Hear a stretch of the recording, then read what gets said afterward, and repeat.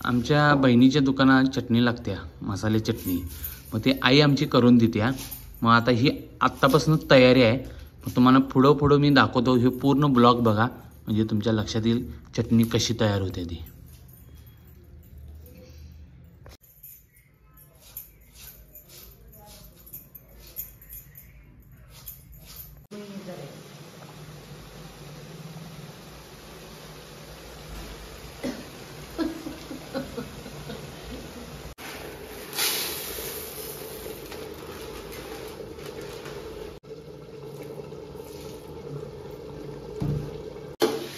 आई हे काय काय भाजाल्यास?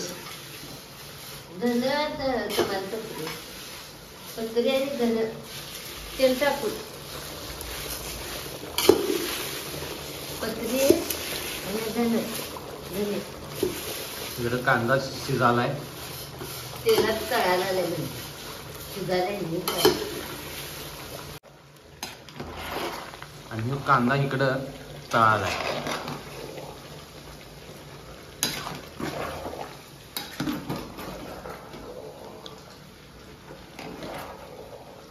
चटणीसाठी भरपूर अशी प्रोसिजर लागते करायला.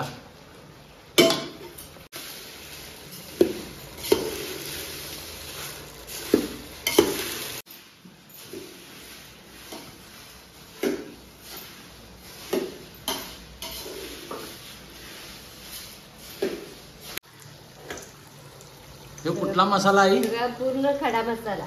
हा पूर्ण खडा मसाला. आणि मसाला तर झोपलाय आणि आमच्या आई म्हणाल्या खडा मसाला.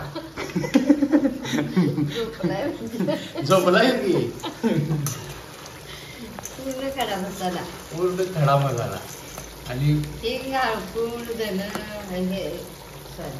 हा मग सांग की काय काय सांग. लवंग, दालचीन, मसाला, गुळ, मसाला, लवंग, दालचीन हे पूर्ण असतं. रामपत्री, तमालपत्री, पूर्ण खडा मसाला हा वापरायचा चटणीला. जो कांदा अजून तळालाय. आता जवळजवळ तास झालं ही प्रोसिजर चालू आहे. त्यामध्ये हे सगळं मिक्स आहे. ह्यात काय काय आहे ह्या डब्यात? जिरं, तीळ, धन, मोहरी, मेथी हे पूर्ण भाजून त्यात एकत्र करून ठेवले. हे आल्ला अजून चिरायचं आहे. आणि हे लसूण तयारच मिळतोय. आज 380 रुपये ह्याचा रेट आहे 1 किलो. तर असे सगळे प्रोसिजर आहे. अशी सगळी प्रोसिजर आहे. आई ते काम करते आमची.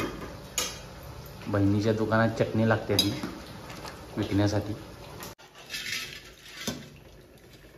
हे खोबऱ्याने असं तळून घेतो.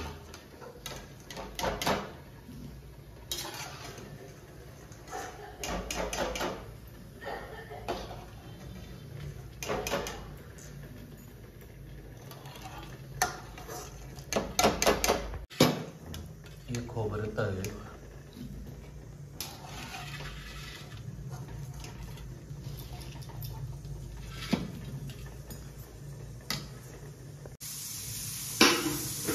हा लसूण, हा खोबरं, कोथिंबीर, आलं, एक कांदा तळलेला आणि खडा मसाला. आता डंकात मिरच्या टाकायला आले आणि हे अशा कुरकुरीत वाळायला पाहिजे, मगच ती चटणी चांगली होत्या. असं एकदम कुरकुरीत असते ती.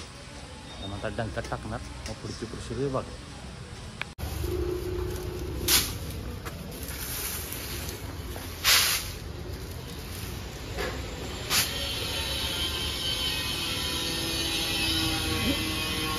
आई आता तयार मसाले केलेला आणल्या. आता ते डंकात देणार.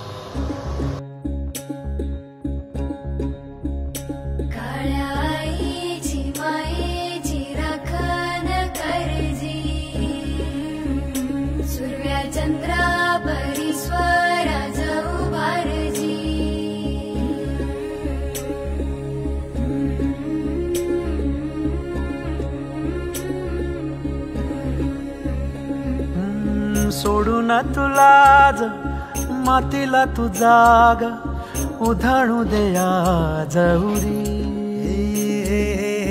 उजाडू दे आज साकड हे माग होऊ दे पहाट नवी आता होऊन जाऊ दे साऱ्या जगाला पाहू दे पडू दे पाऊल सही काठ पाया खाली लागल्याला येऊ दे पडू दे. नमस्कार मित्रांनो, आता ही अशी चटणी झाल्या एकदम तिखट आणि झणझणीत झाल्या आणि आता ही जाणार जयसिंगपूरला 12 गेले श्रीया टी